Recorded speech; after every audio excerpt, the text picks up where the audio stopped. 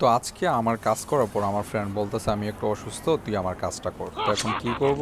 আমার কোম্পানির পাশে ছিল একটা নেপালি রেস্টুরেন্ট, আর ওই নেপালি রেস্টুরেন্ট থেকে আমি চিকেন বিরিয়ানি নিয়ে ওয়াও! আসছি। আর আজকে আমি আপনাদের সাথে শেয়ার করব যে এই চিকেন বিরিয়ানিটা কেমন ছিল, যদিও আমার নেপালের চিকেন বিরিয়ানি খাওয়ার তেমন এক্সপিরিয়েন্স নাই। তো তারা আসলে এটা খুব সুন্দরভাবে র্যাপিং করে দিয়েছিল, যেটা আমি কেচি দিয়ে কাটতেছিলাম। আর আমার যেহেতু সময় নেই, আমি হুটহাট করে কেচি দিয়ে কেটে ফেলেছি।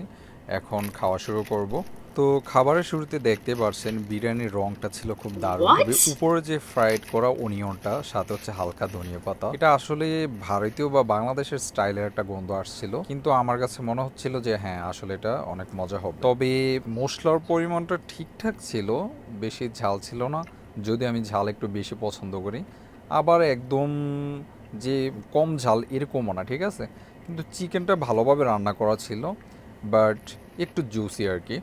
তো ভিতর পর্যন্ত মশলা ভরা, তবে একটু শুকনো লাগতে পারে যারা হচ্ছে গ্রেভি টাইপের খাবার পছন্দ করে থাকেন আর কি। তো যারা বাংলাদেশি বা ইন্ডিয়ান ঠিক আছে আছেন, তারা হয়তো খেয়াল করবেন যে এখানে আলু নেই।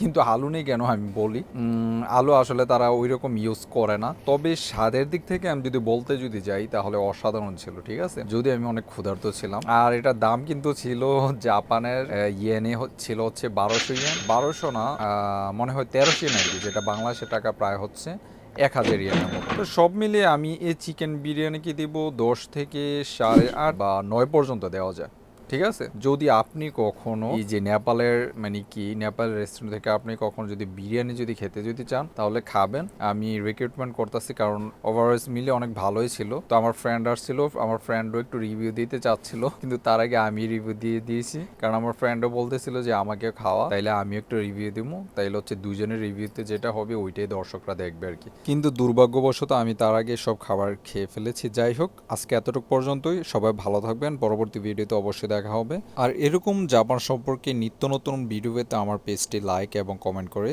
এবং আমার ইউটিউব চ্যানেলটি সাবস্ক্রাইব করে পাশে থাকুন। ধন্যবাদ। আল্লাহ হাফেজ।